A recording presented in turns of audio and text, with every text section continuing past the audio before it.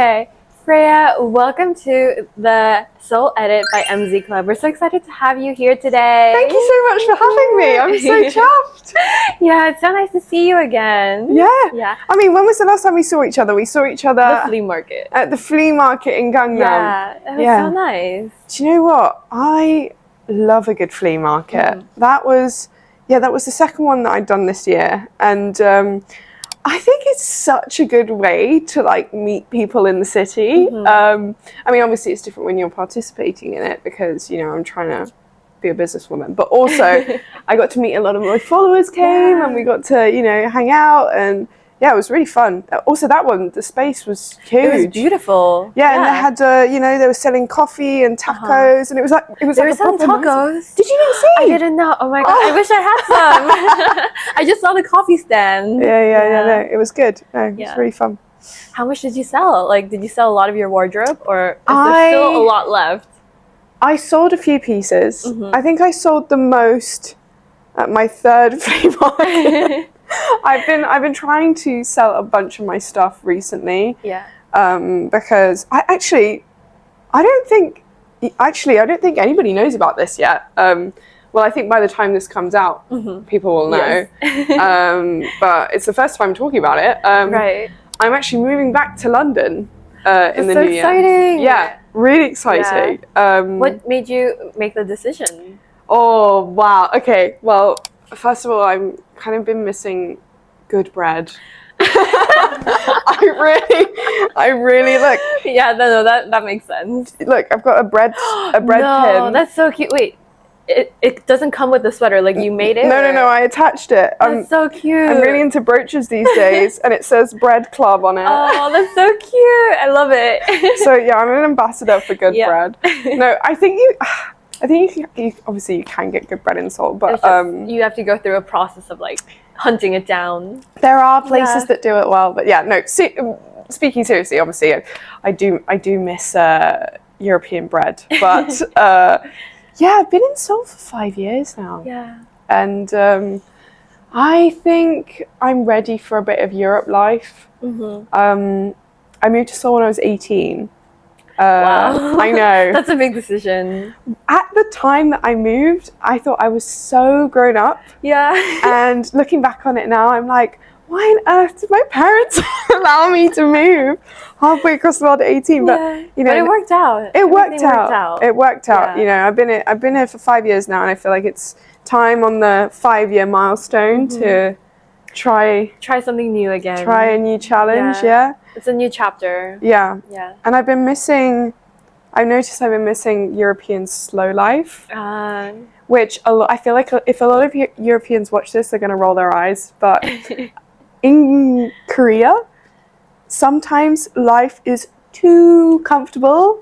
편리스럽다. You know, too comfortable, too fast. You know, you order something on Coupang, it comes in 15 minutes. Like, you know, you can order food 24 hours in the day, and I think sometimes it's nice with the European. I spent a lot of time in Europe this summer, and I really appreciated the kind of slowness of life there, and the art of waiting for things. The art of the process. The art of the process of waiting is, you know, something that I've been missing a lot of. But also, I made so many mistakes, and like I had to learn about those mistakes by myself because you know, my family don't know how life works here. Right. It's there's no one you can call up. Like, exactly. But yeah, so it'll be nice to go back to London and, you know, spend more time with my family. Yeah.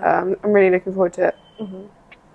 Hopefully you still come visit Korea often. Oh yeah, I'm already, you know, I'm gonna keep coming back here for sure. Yeah. I can't stay away from Part of your heart is still here. Oh, 100%. And it's so funny because I came here completely by accident. Really? By accident? Oh, by accident. I mean, I did pack the suitcase and I applied for the visa and all that, you know, but the story of how I ended up living here is a bit serendipitous. I mean, I've spoken about it on my old YouTube channel, and I was 18. I was fresh out of school, and my best friend, she's half Korean. Oh my god! And we went to high school. Here? Yeah, she's here. She's still here. Oh, it must be so nice. Yeah. Oh god, yeah. I mean, she manipulated me into coming to Korea. She basically dragged you here. Basically, yeah. No, she was very. It was like little bits of soft power. Like she would bring me home after school, and we'd eat some of her mum's japchae, and I'd be like, "What is this? Wow. This is so good." And so she kind of like coerced me. She's like, "Oh, Korean food's good. You should come to Korea." And she was playing the long game. Yeah, to convince you. Exactly. She was playing the long game. And it was around COVID time. I had a place at uni all lined up, but I deferred it because of Corona. And she'd already moved out there. Wow. For modelling. And she said, "Hey, Freya, listen, you got a year off. You know, you're supposed to be travelling. You can't because of COVID. Why don't you just come and do a little gap year in Korea?" Yeah. The gap year turned into 5 years. I know. Fast forward, I'm here. Like, and so I went over, and I didn't. Aside from Hannah, I didn't really know what I was signing myself up for. I knew nothing about Seoul. Didn't speak any Korean. Right. Kind of just showed up. Like looking back on it, I'm 23 now. I don't think I would have done it. Like if I knew like what it's actually like to move continents.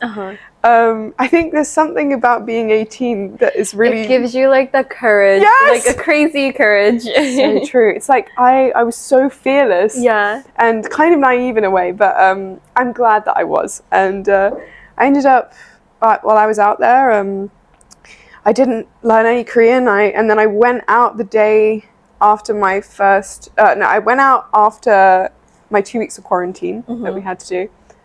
And I walked out and I was like, oh shit, what have I done? Like, what have I done? Reality finally hit you. Finally hit me. Hung out a lot. I mean, as much as we could during COVID. And, of course, And while meeting them, they were very patient with me because I didn't speak any Korean. And I learned Korean through conversating with them.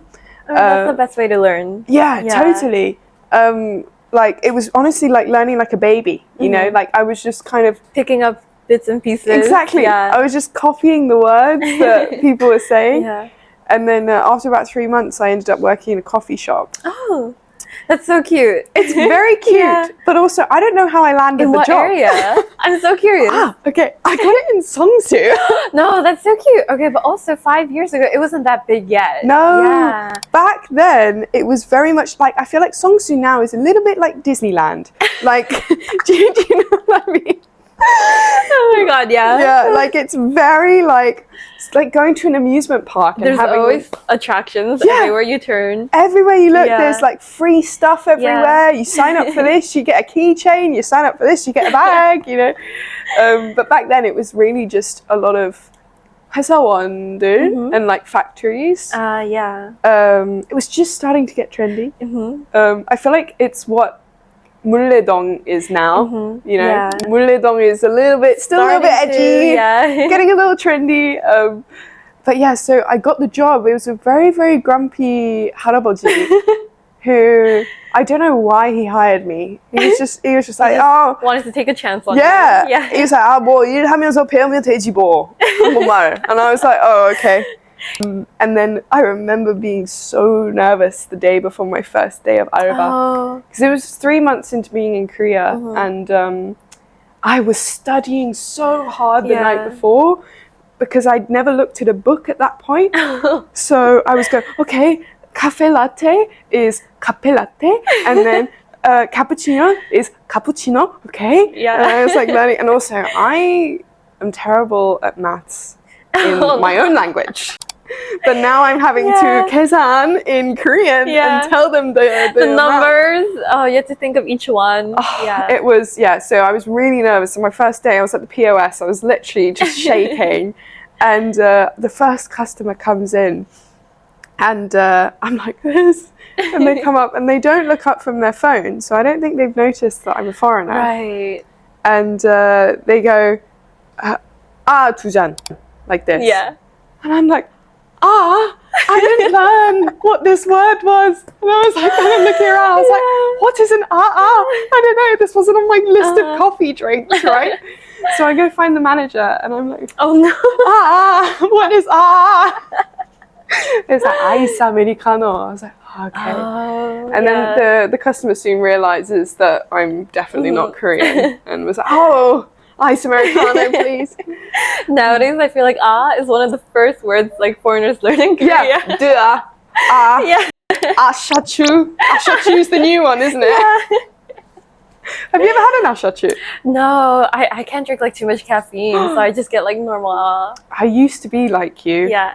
I'm a complete caffeine. I'm not proud of it. I'm not proud of it. Sometimes you just need a little uplifting to your spirits. Yeah, exactly. I mean, I was a very strict tea drinker when I lived in the UK, and also, I don't know what it's like these days, but when I was growing up, coffee was not good in the UK. Yeah. It's not the primary drink. Really? I think Korea, a lot of Australians come to Korea and they go, the coffee's not great, and I'm like, if you're coming from UK, mate, it's like, if you compare it, it's like gold, honestly. Yeah.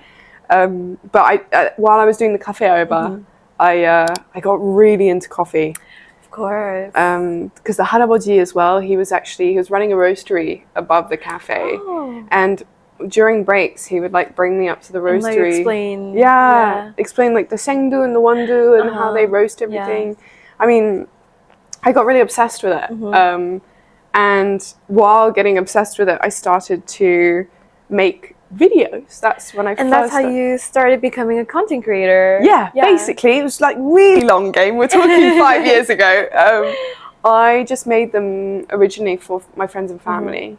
Who are just to keep people updated on your life. Yeah, exactly. Stay connected. Exactly. And because of that, I started making them purely about coffee, because I was just so interested in it. Yeah. I got a little bit hyper-fixated on it, and I knew that at the time a lot of people were making content about Korean cafes. Oh, I mean, to this day. I mean, it's completely blown up. Yeah. But I wanted to be a little bit different, and I wanted to do coffee, particularly coffee in roasteries. Oh. So I started interviewing like roastery 사장님들.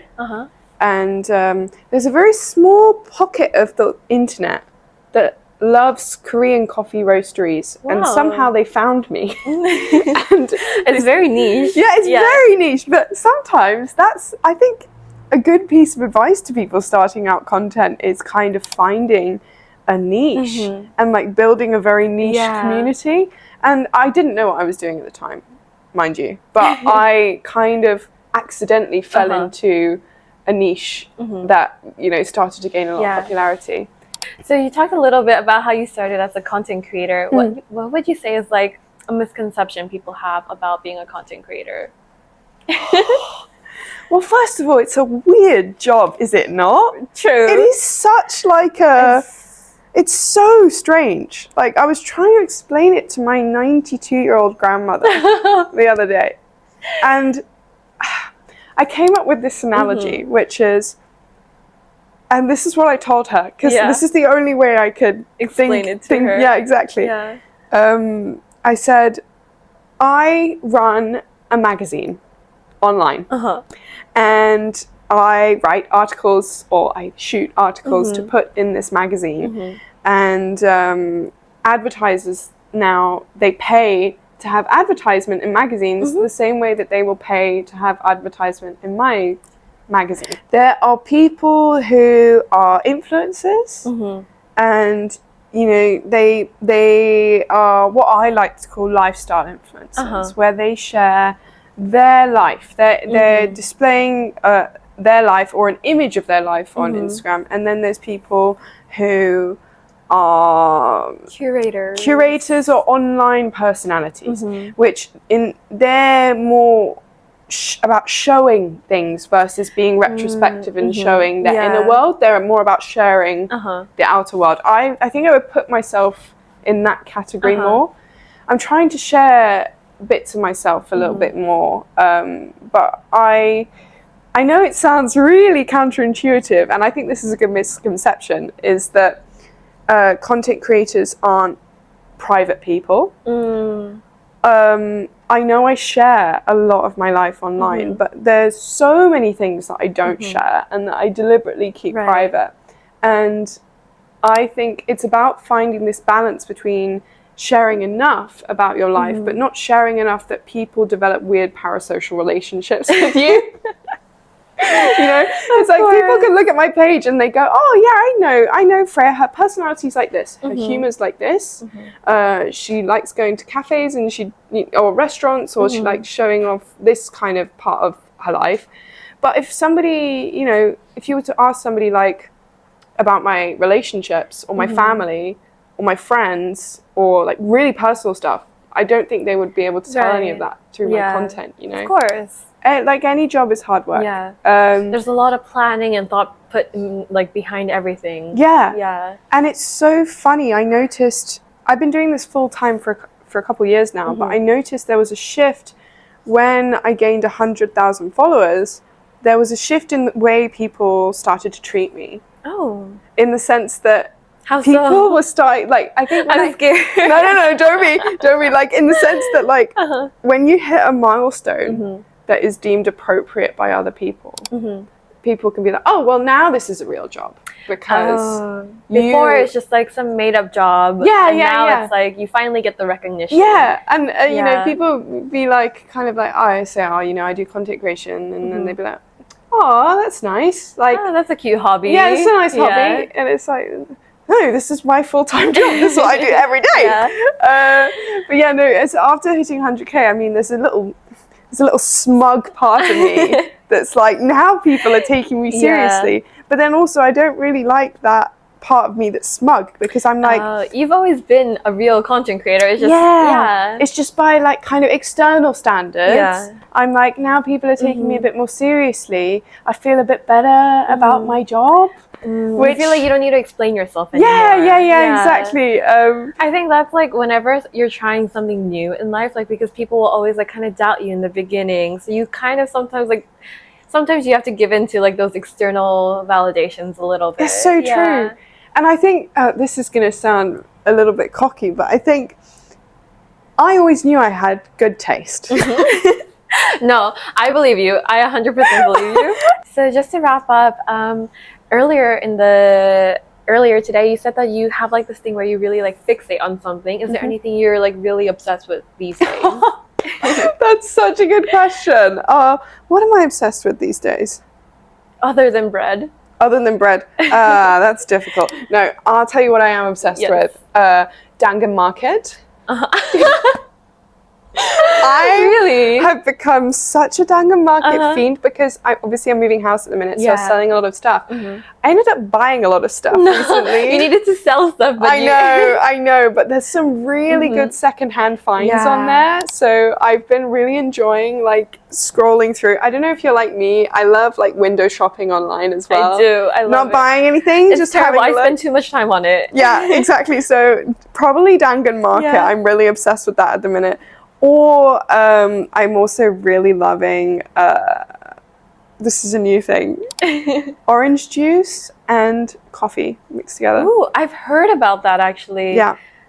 I had it at a cafe recently and I thought it was going to be disgusting, but it's actually really good. It is. It's like a weird balance of like, it feels healthy, but it still gives you the caffeine. That's so true. Like getting my vitamins. Yeah. You know, I think Korea is really innovative when it comes to coffee menus. Like I can really give it to Korea. They're so great at like developing ashachu as well. That's a Korean invention.